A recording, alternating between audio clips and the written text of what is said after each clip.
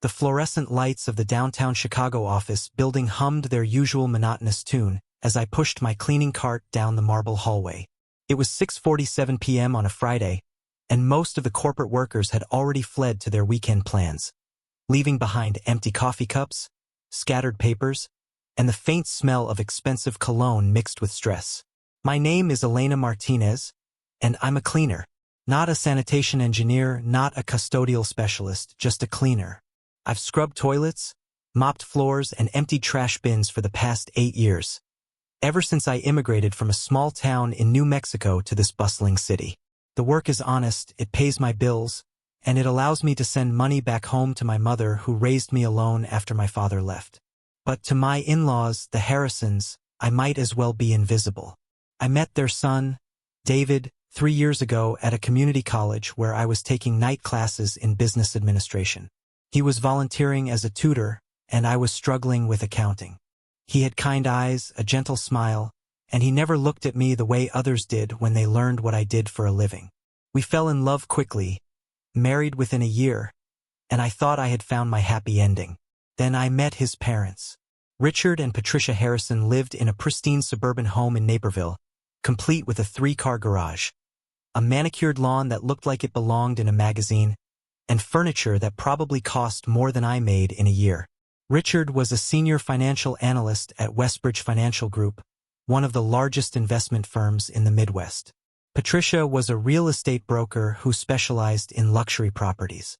Their daughter, David's older sister Melissa, was a corporate lawyer who never let anyone forget it. The first time David brought me to Sunday dinner, Patricia's smile didn't quite reach her eyes as she shook my hand with 2 fingers, as if afraid my profession might be contagious.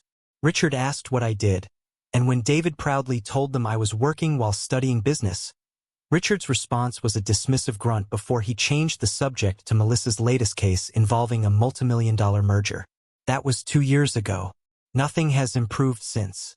Last Sunday was particularly brutal. We were gathered around their dining table, eating Patricia's famous pot roast, though I noticed my portion was noticeably smaller than everyone else's.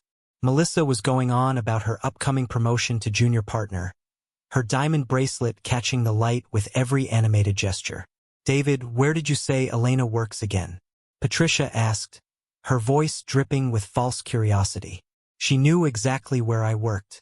She asked this question every time, like a verbal jab she enjoyed delivering. "She's a cleaner at the Morrison Tower downtown," David answered, his jaw tightening. He squeezed my hand under the table. "And she's doing an incredible job managing her studies at the same time." Richard lowered his newspaper. Yes, he actually read the physical paper at dinner, and peered at me over his reading glasses. "Cleaner.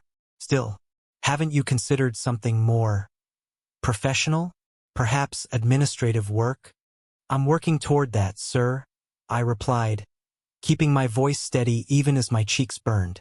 "I'm set to graduate next semester." Melissa laughed, a sharp sound that echoed off the expensive china. "Next semester. David, honestly, you could have married someone from your own circle.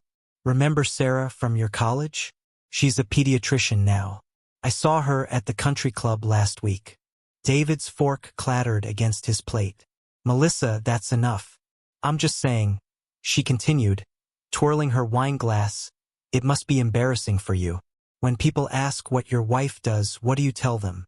That she scrubs toilets for a living? She ensures buildings are clean and safe for thousands of people," David shot back, his face reddening. "There's no shame in honest work." Patricia placed her hand on Richard's arm, a practice gesture I'd seen many times. "Of course there's no shame, dear. We're just concerned about your future, about stability. Elena seems like a sweet girl, but let's be realistic about prospects." Sweet girl. I was 29 years old, had been supporting myself since I was 18, and had put myself through school while working full-time. But to them, I would always be the sweet girl who wasn't good enough for their son. The dinner ended early.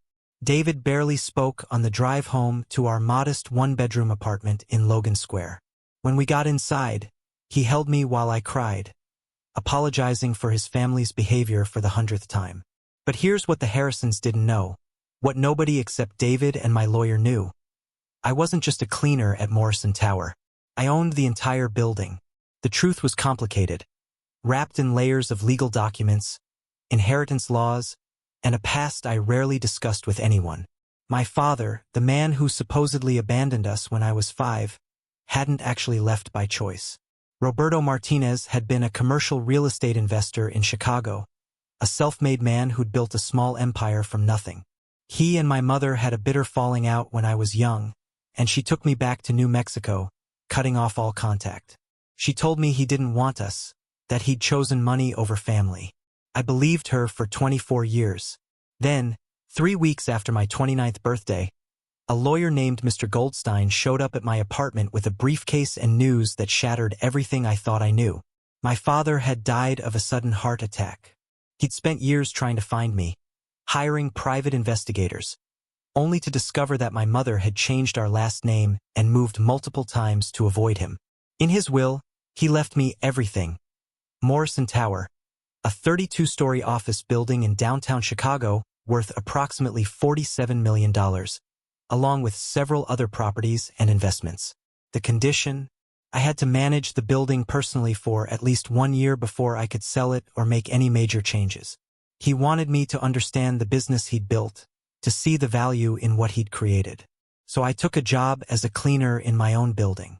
Nobody knew who I was except Mr. Goldstein and the property management company I'd hired.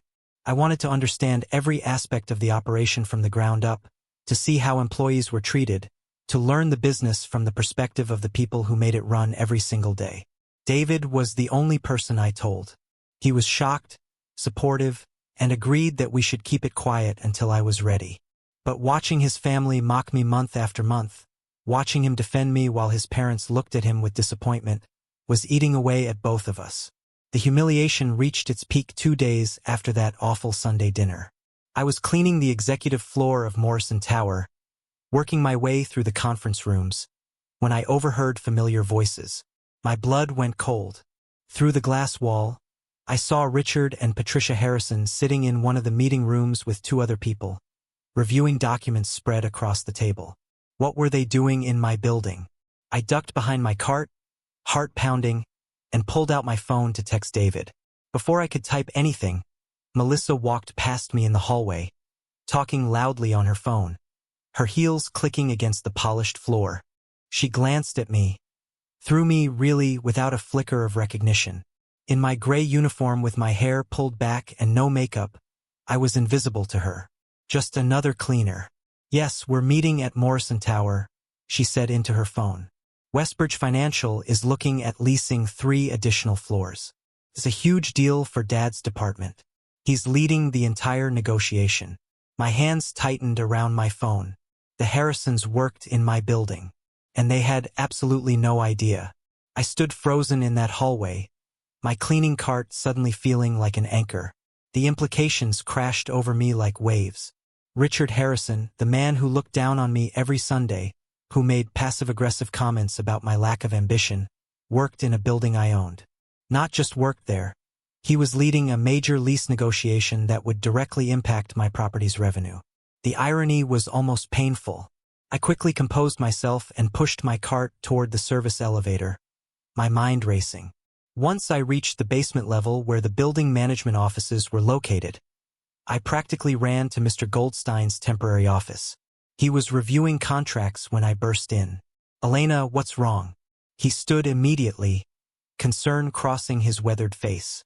"The Harrisons, my in-laws, they work here. Westbridge Financial Group." He adjusted his glasses and moved to his computer, typing rapidly. Yes, Westbridge Financial. They currently lease floors 12 through 15. Very reliable tenants, always pay on time. According to these notes, they're in negotiations to expand to floors 16 through 18. The deal is worth approximately $2.3 million annually. $2.3 million. From the company where my father-in-law was so proud of his position, the accomplishment he lorded over me at every family gathering. Does Richard Harrison know who owns this building? I asked, though I already knew the answer. Mr. Goldstein shook his head. The ownership is held under Martinez Properties, LLC.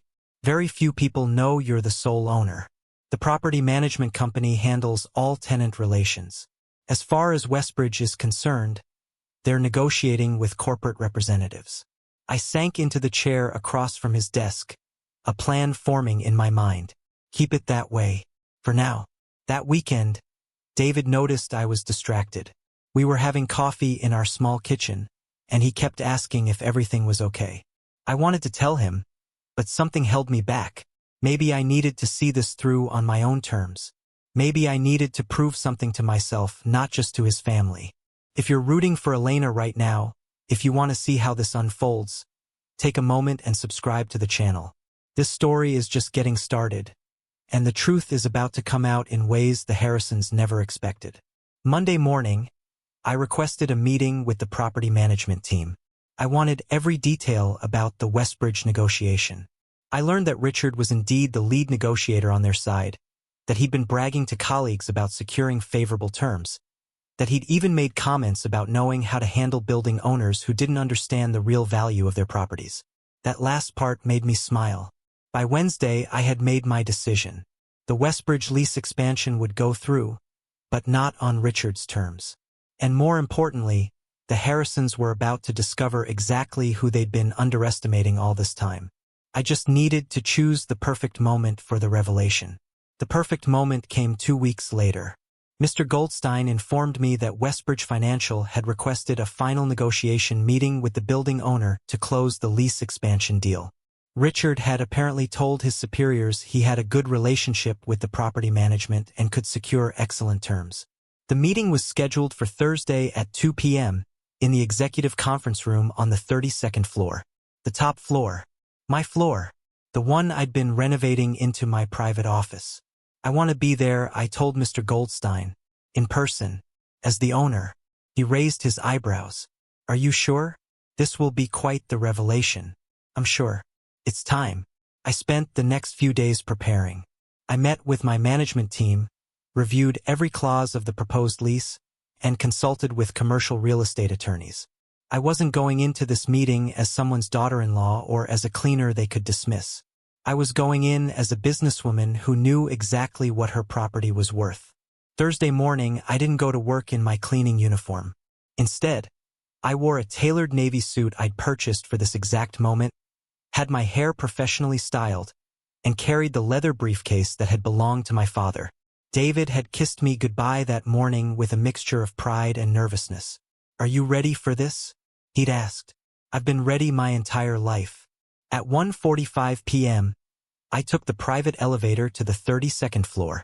Mr. Goldstein was already there, along with 2 attorneys and the property management director. Through the glass walls of the conference room, I could see the Westbridge team arriving. Richard walked in first, looking confident in his expensive suit, leather portfolio under his arm.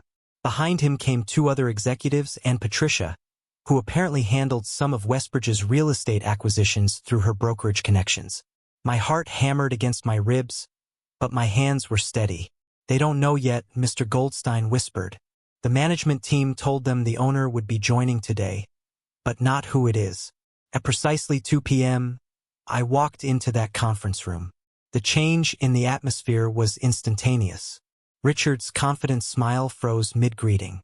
Patricia's hand stopped halfway to her coffee cup.